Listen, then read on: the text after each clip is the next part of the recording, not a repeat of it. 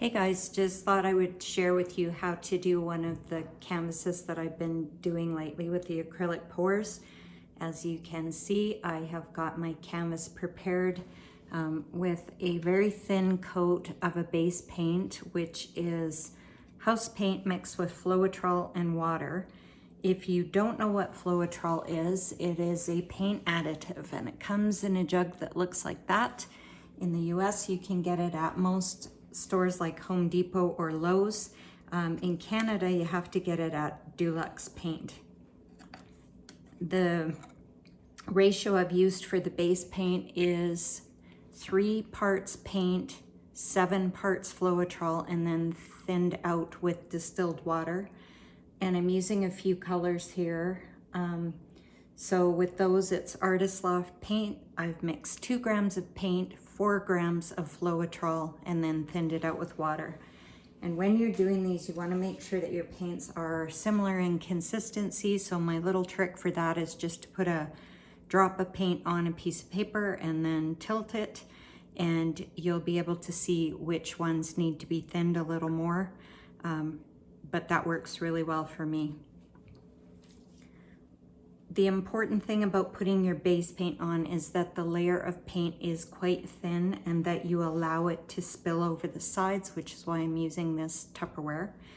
Once you've got that on, I use my blow dryer just to blow it around a bit and get a thin coat on there. If you leave it too thick, your paint will crack as it dries. So I'm just doing a very simple pour, and how that works is you just put a small puddle of paint somewhere on your canvas. Oh, there's my compressor. I'm using a metallic purple, and then I'm going to use a light blue.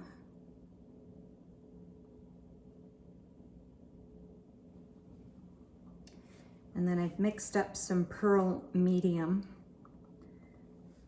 And I'm not sure how this is going to work, but we're going to find out. So I'm going to put some Pearl paint in there. And then I've got a cerulean blue.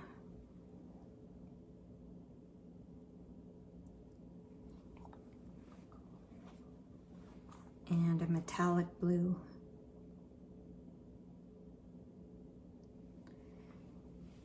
And then some gold.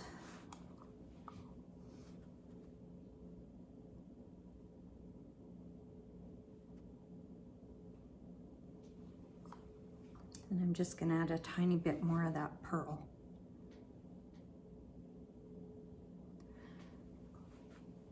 So to do these, you want to have the paint have somewhere to go, so you put just a tiny bit more of your base paint around the edge.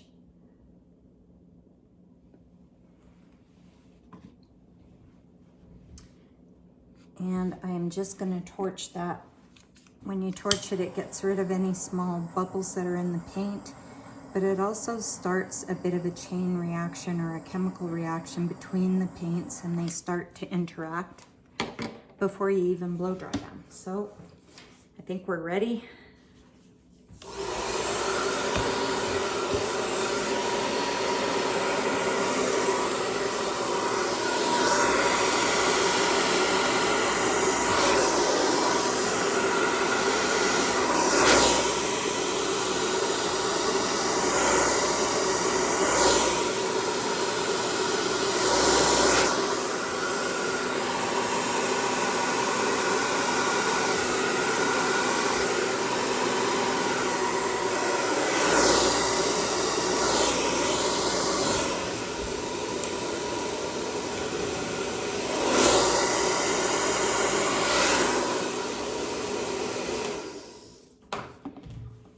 So one of the pieces of advice that I was given when I first started this was not to overwork the paint. And I think that's been a mistake I was making early on.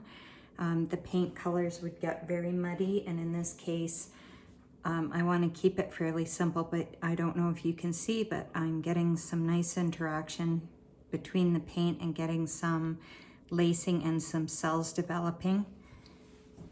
But The other thing I bought myself was this little airbrush, which comes with a tiny compressor that can sit right beside me, and it allows me to just soften out the edges a bit.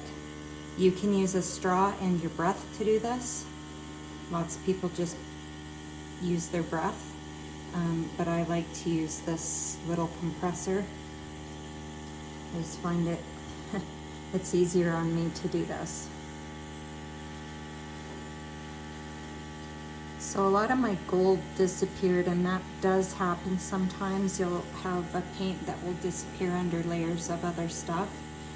Sometimes it'll come out while it's drying, and sometimes it won't. I like to leave a little negative space on the canvas, and I'm going to show you a trick now that if you get an area that you don't like so much and you want to change and give it a little more negative space around your design, that is very simple to do. And I'm just going to show you that quickly on this one corner. So if you don't like it, you can just scrape the paint off in that corner.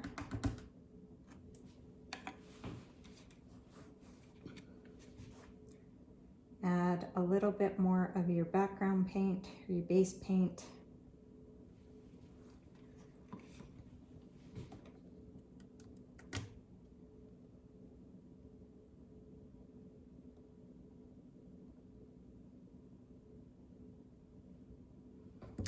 And then you can blow the design back toward that corner, and it just will give you a little bit more of a negative space in the corner.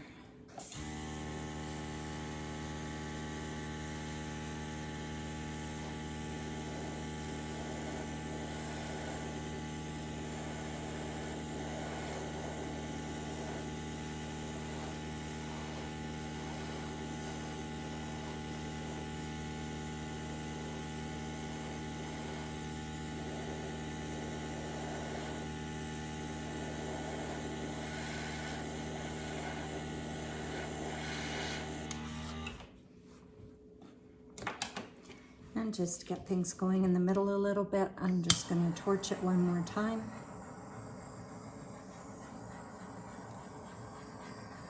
So this one is fairly soft in terms of color.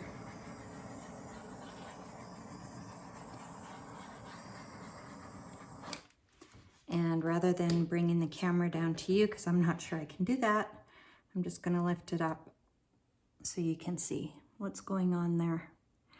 These do change quite a bit as they dry, but I will show you the dried result in a day or so.